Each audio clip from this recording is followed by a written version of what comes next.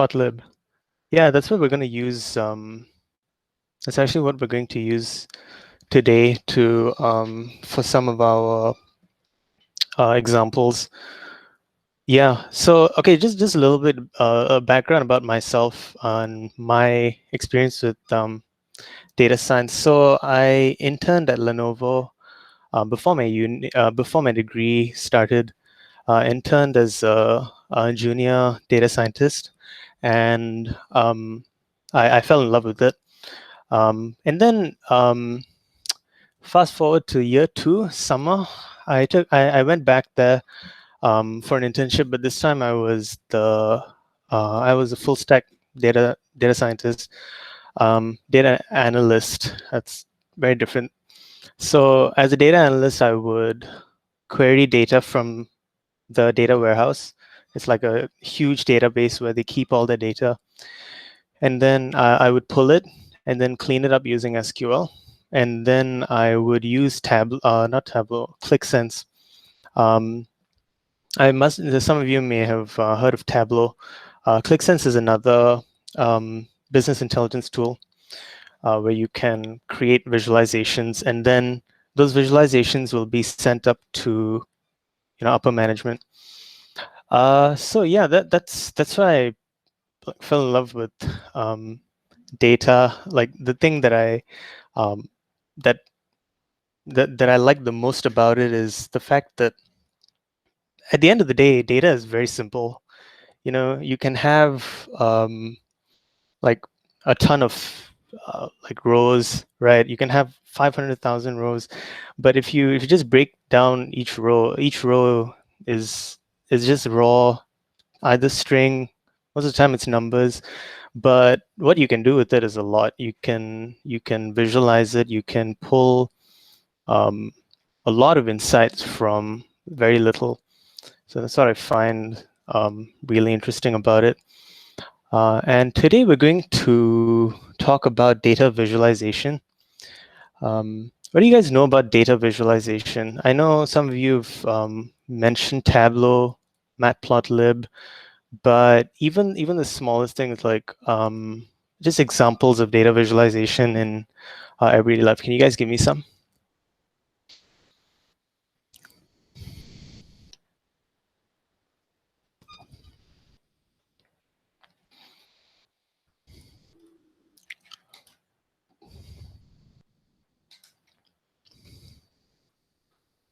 Tuning the data into some chart, yeah.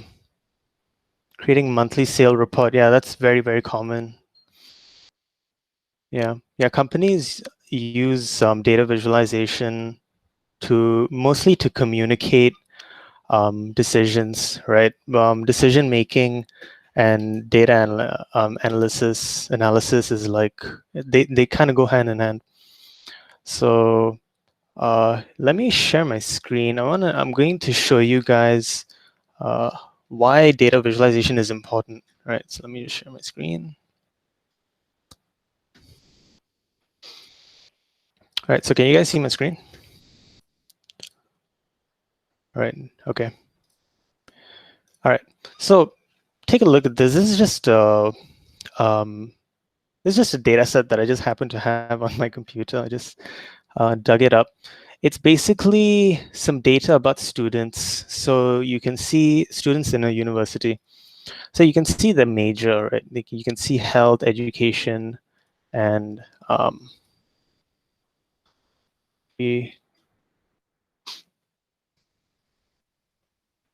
I can't edit it. Never mind.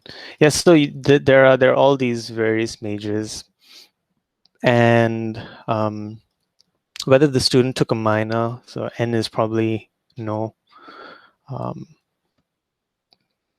And they also show you the test entrance exams and a bunch of stuff, right? This is quite a big data set.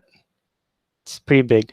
So imagine giving a person in upper management, right? They have a million things to worry about in the company. They don't have time to go through every one of these or even take the time to understand what all this notation is, right? It's just one huge chunk of raw data that is very undigestible, right? There's hardly anything that we can capture from it intuitively. So that's why data visualization comes in. It's a very intuitive thing, you know. We've been doing it since we were kids without even knowing, right? When you started off learning how to count, learning numbers in math, you'd use your fingers, right? Why would you use your fingers when you can just count it in your head? Because you can visualize. Because it's easier to count discretely when you have stuff to see.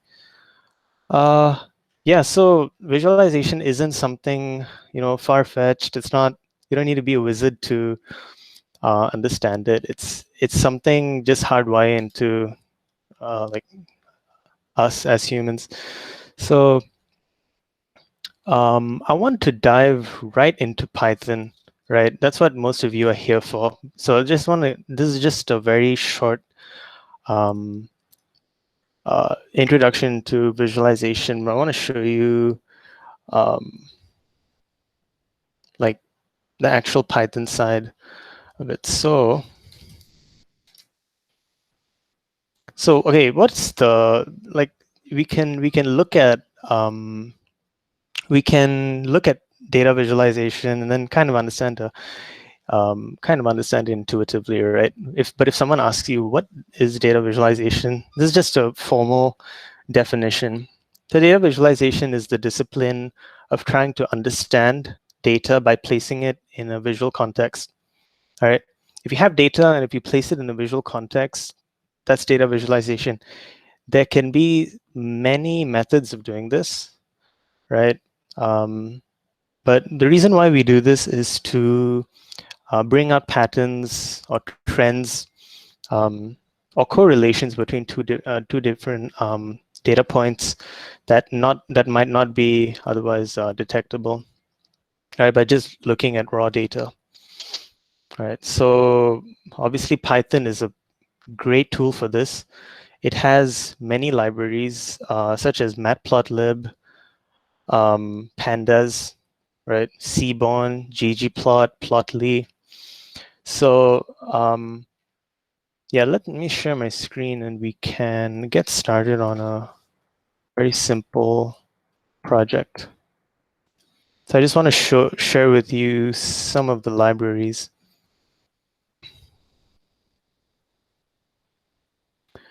that we can use. So,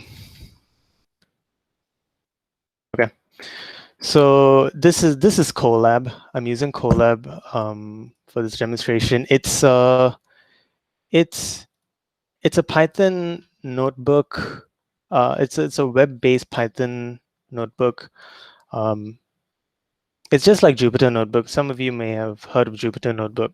This is like Jupyter Notebook, but the reason why I like this is because for every all this calculation is done on the cloud. So whenever I run uh, let's say a is equal to 1 plus 1, right?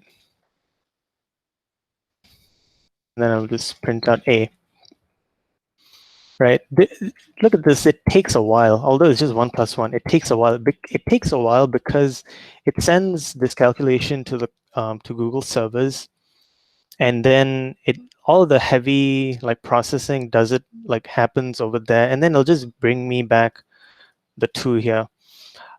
It's not faster when you want to do 1 plus 1, but when you're trying to do stuff like neural networks that take almost an entire day, um, you'd want to do this, right? You'd want to use Colab, and each system is allocated with 12 GB of RAM. I don't know if you can see that. 12 gigs of RAM and 107 GB of disk space, right? Which is awesome. So, okay, let's take a look at matplotlib, right?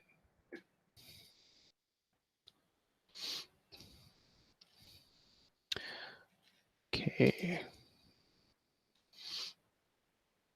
So if you have a Google account, you can actually this isn't a um, like sit down and code together session. This is just a show and tell, right? I'm just going to show you guys these libraries, but if you want, you can feel free to open up Codelab and just try this out. It's actually very straightforward. So we want to use matplotlib.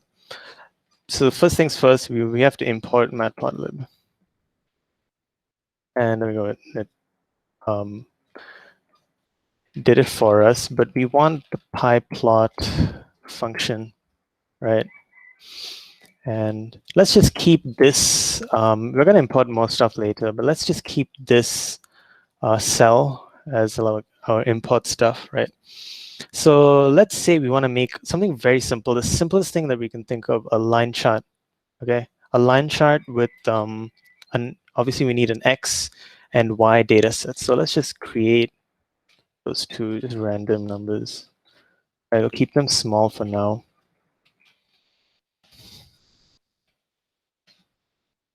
Yeah, there we go. And then we're going to use PLT, this thing that we defined here. This can be anything. And plot X and Y. Now, if we run this, our graph is going to look a little weird. Okay, it's okay. It looks yeah, it just looks weird, right? Let's give it more stuff. Hold on a second. Let me change this around. Oh, it's because it's okay. Let me change these numbers. Make it so that it's easier to see where they start and end. Okay. Right. So this is one line, right? Let's okay. Let's label these. So let's label the X and Y axis. So we'll call this X label. Copy that. This changes to Y. Okay. Oops, wait, I have to do it here.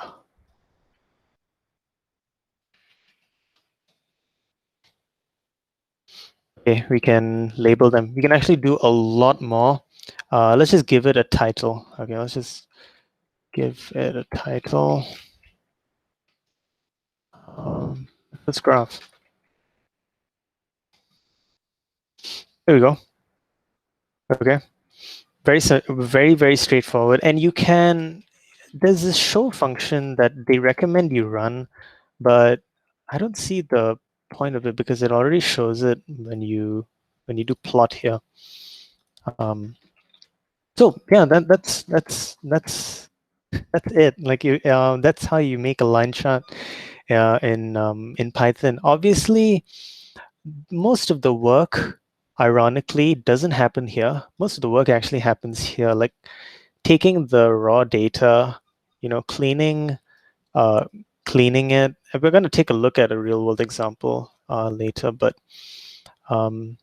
like let's look at these numbers, right? Look at these numbers. I guess they are numbers, but let's say you download this and this turns out to be a string. Okay, Python doesn't know what a comma is in a number, right? So you're going to have to clean it up. That's just an example.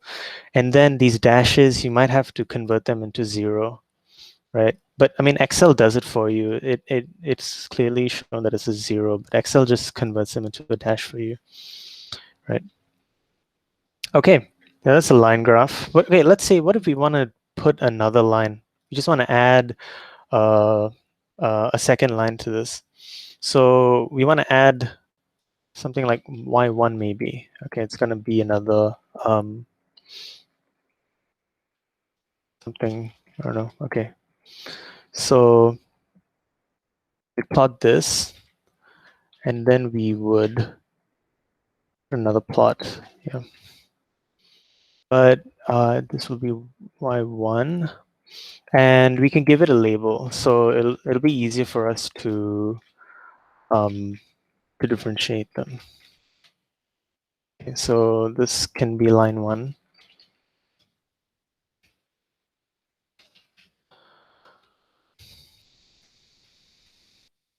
will be line 2.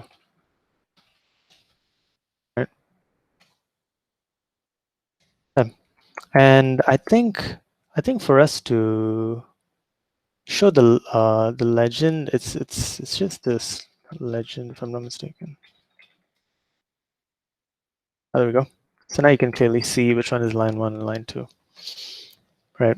So you can imagine an application. Okay, how about this will be a good opportunity to ask you guys, like, what do you guys think can be the application for something simple like this? Just a multi-line line chart. Oh, Natalie, you want the link to the website? Oh, to Colab, is it?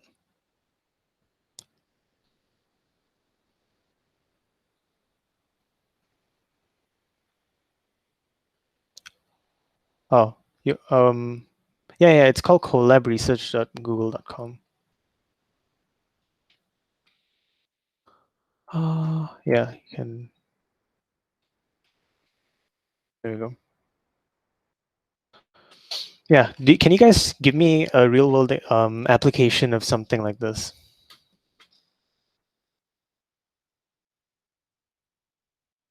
Time series comparison. What does that mean? Can you elaborate?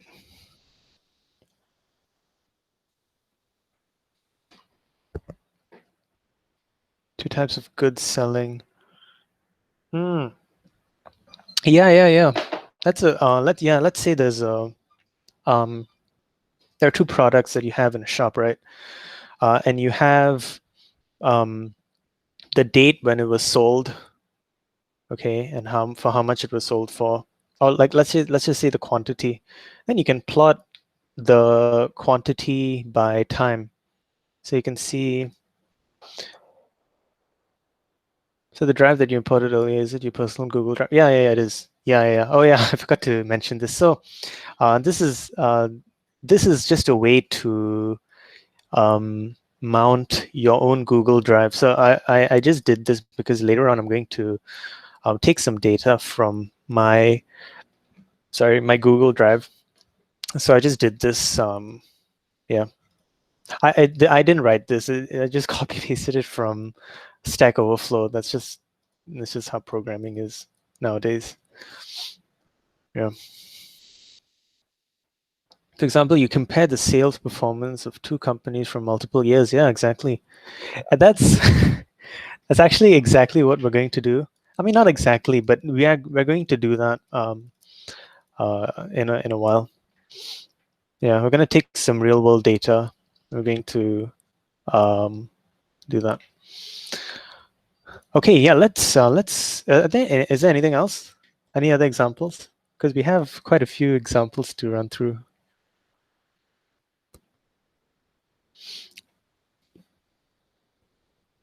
Okay, I'm gonna assume no. All right. Okay, so that's the line chart. Great, right? So let's look at a bar chart. Okay, so we have matplotlib already imported. So let's get data for bar charts. So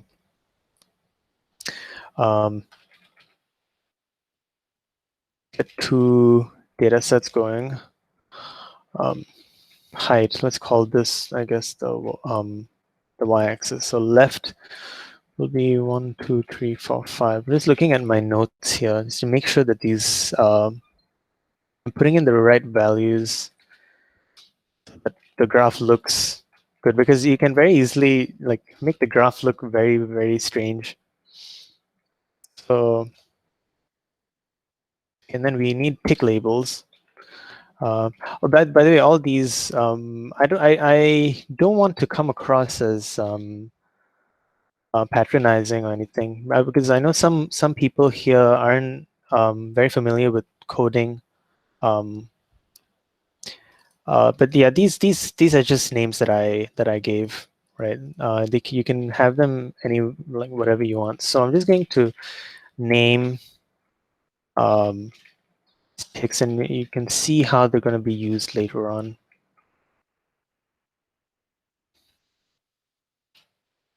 Okay. All right.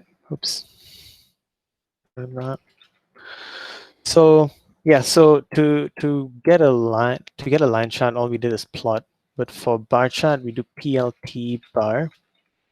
Okay. And the first argument is I believe this is the y-axis. This is the x-axis. Yes, this is the x-axis, and then the y-axis, so height. I just called it height. It's just called height, so it's more intuitive to understand. And then tick label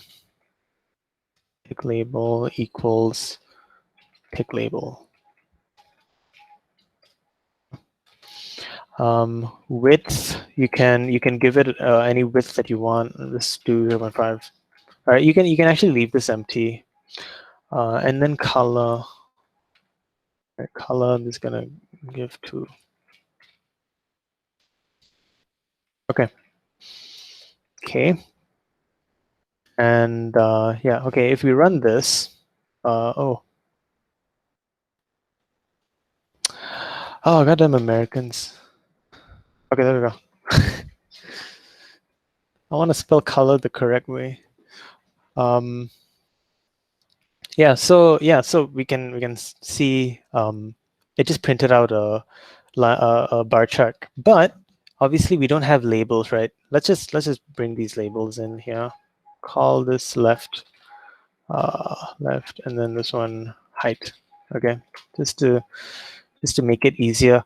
You might say, like, why do we need labels, right? We already know what we're plotting, but realize that you're not the hardest thing about data visualization. I think you can be very, very good with the tools that you use, but you have to keep in the back of your head that you're not doing this for yourself. You obviously understand the data that you're trying to plot. You're doing this for other people who may not know the data.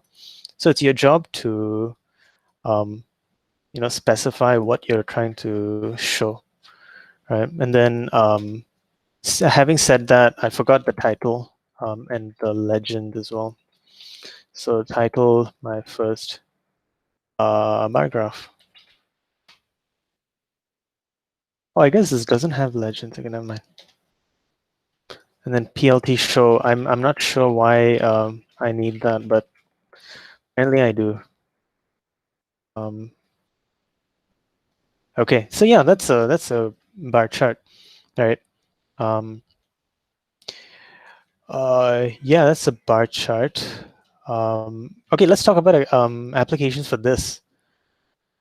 This is a little different from a line chart. So do you guys have any ideas like where we would use this?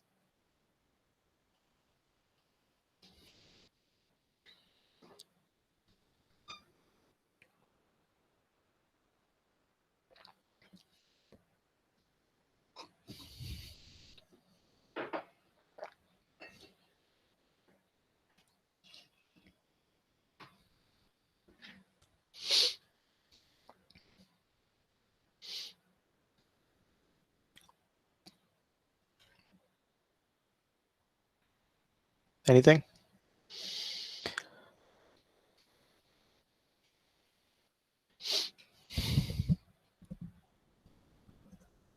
Quantity of incoming products and stocks. Yeah. Yeah. When you want to compare, right? 2 types of goods selling in 3 days. Yeah. Basically, whenever you want to compare, right? This bar charts are very commonly used for comparisons. It's it's just like when we were kids. Like when we have juice with your sibling, like if you want to share juice with your sibling, you're gonna pour them into 2 cups and like look down and make sure they're even. It's the same principle. Right? I can't be the only one who's done that. So yeah, it's the same thing. It's just like pouring juice into 2 cups and making sure they're both equal. Or if you're a toxic sibling, then you can make it a little more for your cup. Okay. So okay, a histogram. Let's take a look at histogram. It looks like a bar graph, but it's a little bit different. Okay, let's do this, right. There's a lot of stuff to type, so I'm just going to copy it over here. Golden rule of programming: it's not cheating if you copy paste. Okay, and we're going to use setting the ranges and number of intervals. Oops. And then how many bins do we want? Let's, 10 bins. Okay. Obviously, this data I'm like, all this data was sort of fabricated by me, but in the real world, it'll come from somewhere. Okay. So PLT for histogram, it's just hist. Ages, right? This data here. How many bins we want, and the range. Color green. Hist type, let's call it bar. And our width 0.5. Okay. And let's just use these labels. Right. Let's call this age. Okay, let's call this number of people.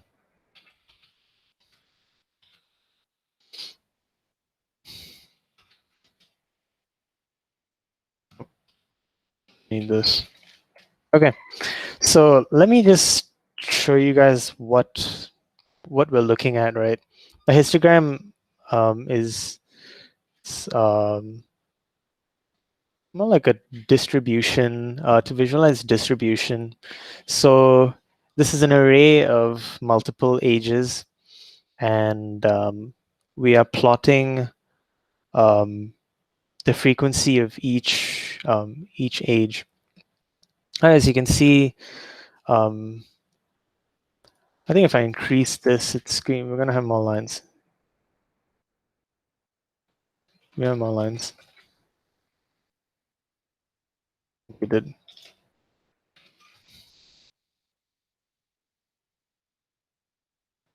Yeah, so we're visualizing the distribution of each age group. So somewhere between 40 and 45 happens to have the most happens to be the most common age, right?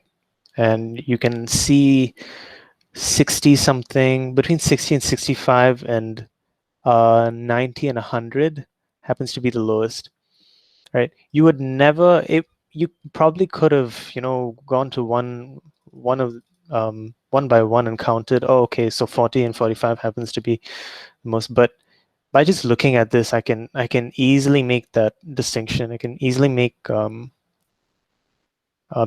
decision. Okay, so let's say I want to, I run a supermarket, right? And I see mostly middle-aged people coming in, but very few elderly people, right? So I'll ask myself why. Maybe there isn't, it's not, elderly people friendly. Maybe they have to walk way too far to go to the aisles that they need to go to. So I'll make decisions based on that. That's what a data analyst does, right? Will you share this? Oh, could you zoom in? Oh, I'm sorry, I have to keep seeing the chat. Could you please zoom a little bit? Okay, I should. Yeah, is that better? Hopefully, yeah, that should be a little better. Will you share this notebook after the session? What do you guys want the notebook? Yeah, I'll be happy to send it to you guys. I think that's a good idea, Jefferson. I'll post it in the group chat later. Okay. So yeah, yeah. So that's one application of why we would use a histogram. Are there any other applications that you guys can think of?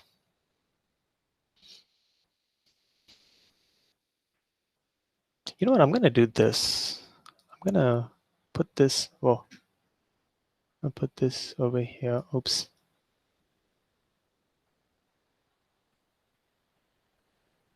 The problem is I have another monitor, and whenever I move my cursor over here, it goes there.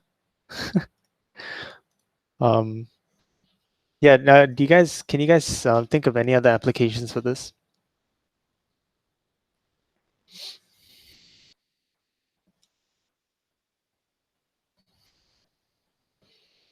Doesn't have to be ages.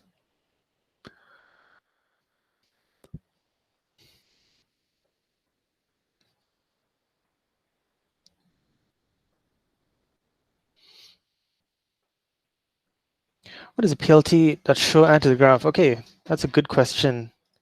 Sometimes during some of these seminars, even I end up learning something. So let's take a look. If you're using Matplotlib, the function plt.show is your friend. Plt.show starts an event loop, looks for a currently active figure, opens one or more interactive windows that displays a figure. You can actually read up on this.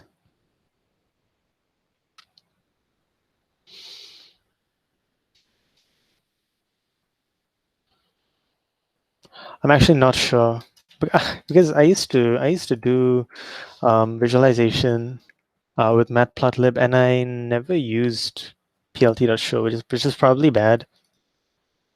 And probably explain some of the bugs that I got. But yeah, and you can read up on it. I think it's good to use plt.show because it doesn't.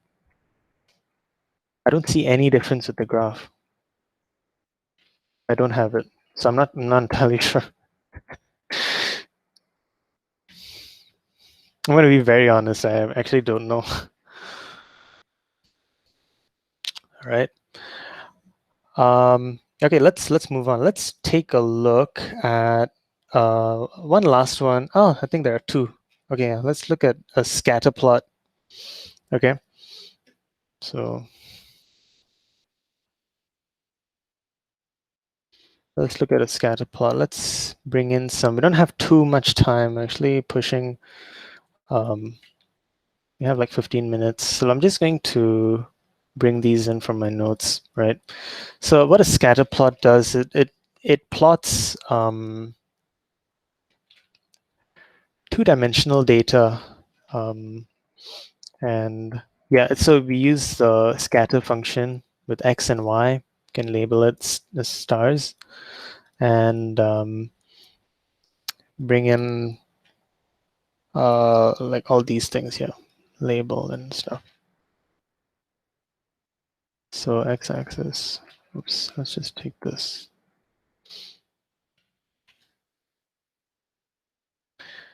X-axis. Y-axis. My first scatter plot.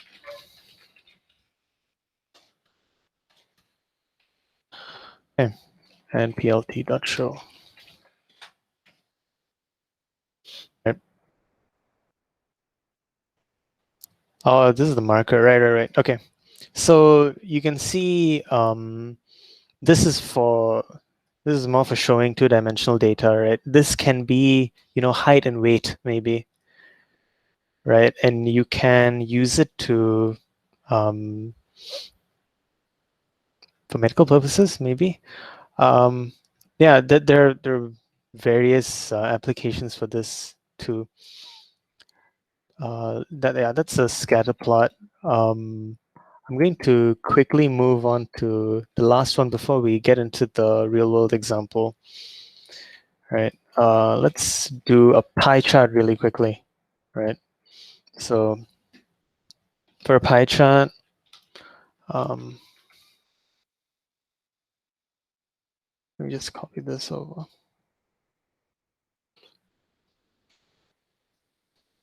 Okay. Slices, it's just an array of numbers. And then colors if we want to. So colors, this is just going to be a letter, so red, if you want yellow, green, blue. And plt.py. This is labels equals activities. Colors equals our colors array or list.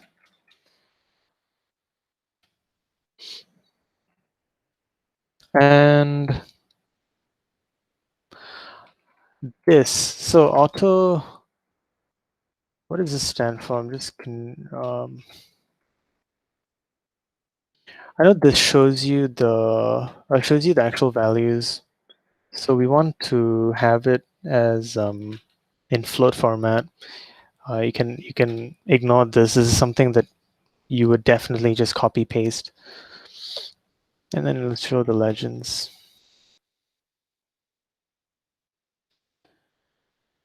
Okay, don't show.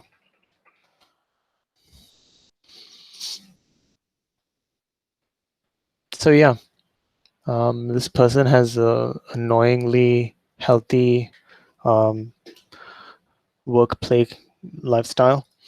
So yeah, this is a pie chart, right? Okay, we have 10 more minutes. Okay, I'm going to do the real world example. So what we're going to do for that, what we're going to do is we're going to take a look at Apple's and Microsoft's stocks, Apple stock data, and I'm going to use this. I'm going to use the data from NASDAQ. So this one, I already have it. I already downloaded it, and same with Microsoft.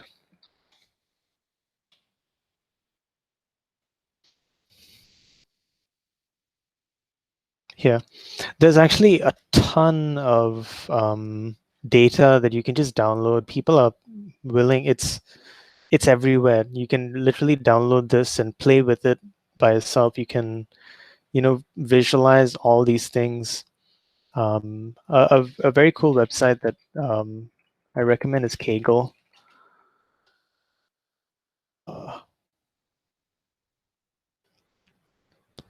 Which to understand how you can use data directly from Excel spreadsheet and Colab because giving values often.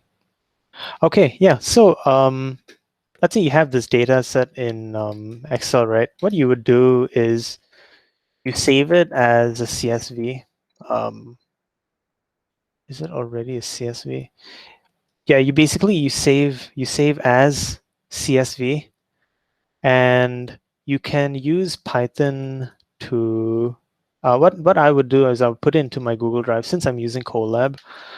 I'll put it into my Google Drive and then use Pandas to open it. That's what we're going to do now. So I'll show you how we use Pandas. So let me import Pandas first. Import Pandas. That's what like Pandas is very useful for um, stuff like this, stuff like importing CSVs and stuff. So I have those. I have these data sets already. So I'm just going to copy this because we don't have too much time. So I already have Apple hd.csv. So this is just a CSV file. Okay, so let me print it out. It's going to print out as a data frame. Okay, this used to be a CSV, right? Let me open these again. So if I just download this, this opens up as a CSV over here, right? This is what I'm using. Okay, so I use Pandas to open it. This is just very simple. This is PD read. We're using the read CSV function. The um, the path to the file, which is right now this is Colab is connected to my drive, so I'm able to do this. Parse dates, so it'll automatically parse these dates for me, and then squeeze. I'm not sure what squeeze does, but yeah, the point is we have these two data sets here, right? Apple's and Microsoft's stock. When they opened, how much their stock was on that given date, and the highest, the lowest, and when they close.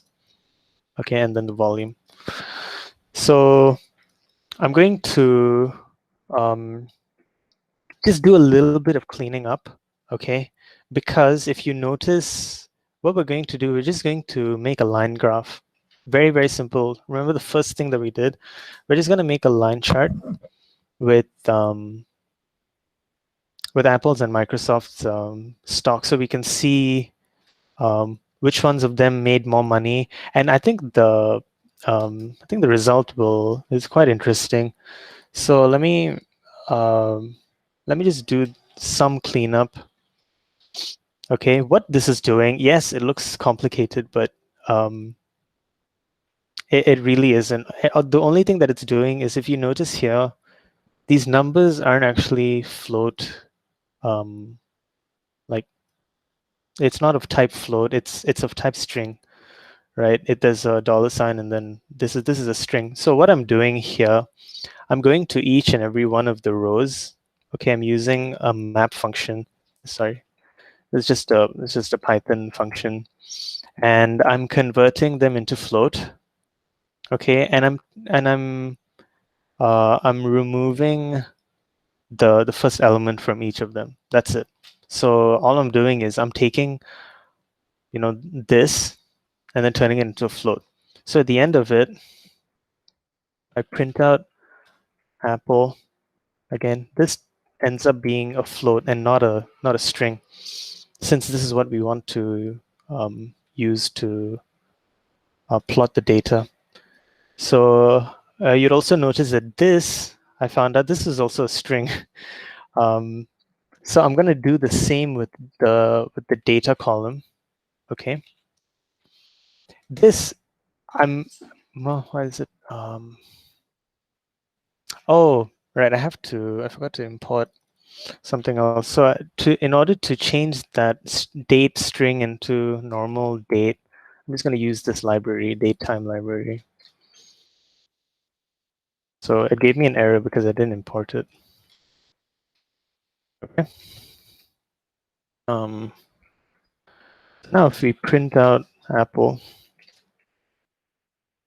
it looks a little different, right? It used to have slashes, now it has dashes.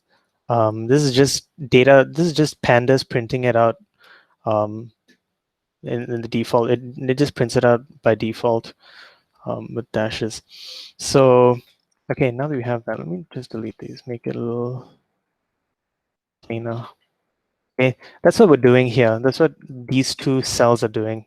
Okay, the reason why I said this part isn't hard, only this part is the hard part, is because of this. We have to do a lot of data cleaning, because the data that you're going to be given is never going to be what you want, right? So you just have to mold it into what you want first.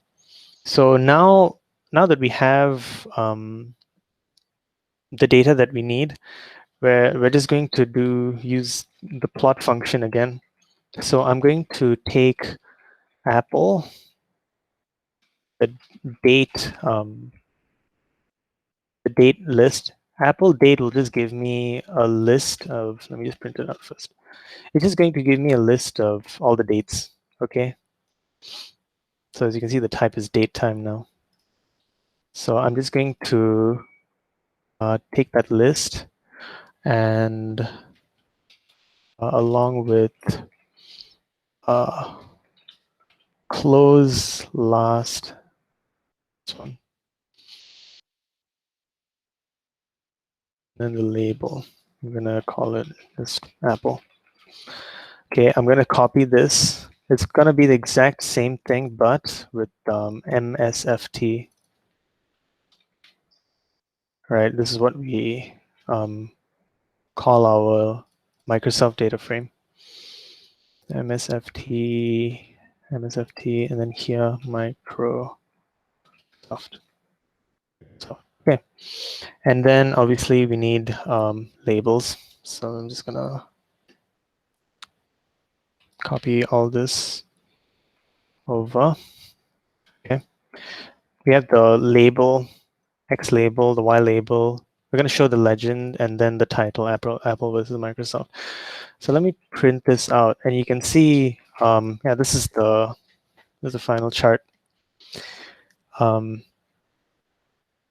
so you can see in which years, like who did better, right? You don't have to go through all these numbers and have a hard time digesting it. And you can kind of see the reason why I thought this was interesting is because they're both very consistent with their trends. So if one of them, struggles, the other one struggles too, and then when they start rising again, the other one rises.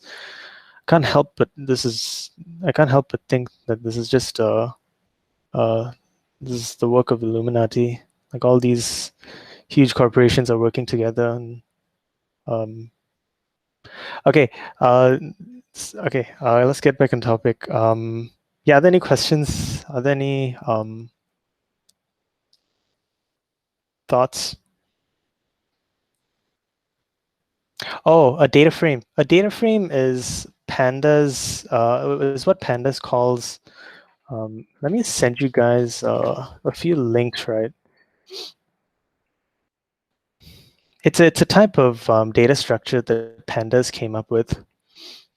Okay, so it's used um, for like visualizing Excel sheets, CSVs. It's one of the most common. Pandas is one of the most common libraries used in data science, um, and even outside of data science. So it's just a way of visualizing, um, huge chunks of tabular data. So in JavaScript, you have JSON, right? Yeah, Pandas has data frame. So another thing, if you guys wanna get into matplotlib, it's inevitable that you would have to use Pandas as well. Yeah, Pandas is very, very, very powerful. You can actually do visualization with Pandas. Pandas has like plotting functions as well, but matplotlib is the most commonly used. So I just use that as an example. So yeah, are there any other questions? We can wrap it up.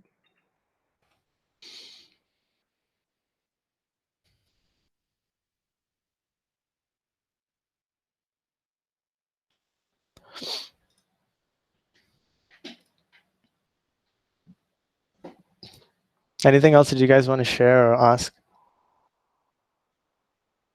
about me or data science or anything?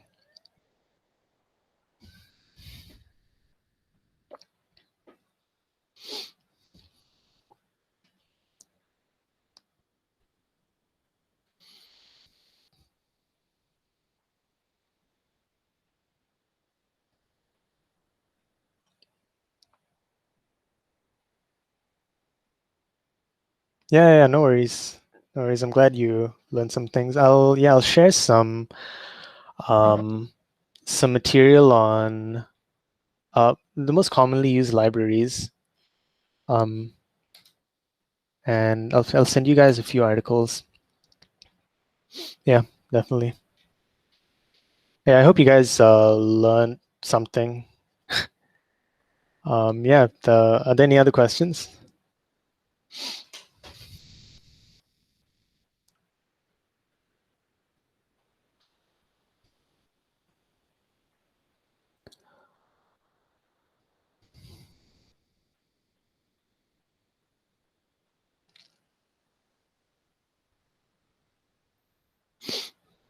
Yeah, if there aren't any other questions, I guess we can, Alvin, I think we can wrap it up. Let me stop the recording. Yeah, sure. Yeah. Logan?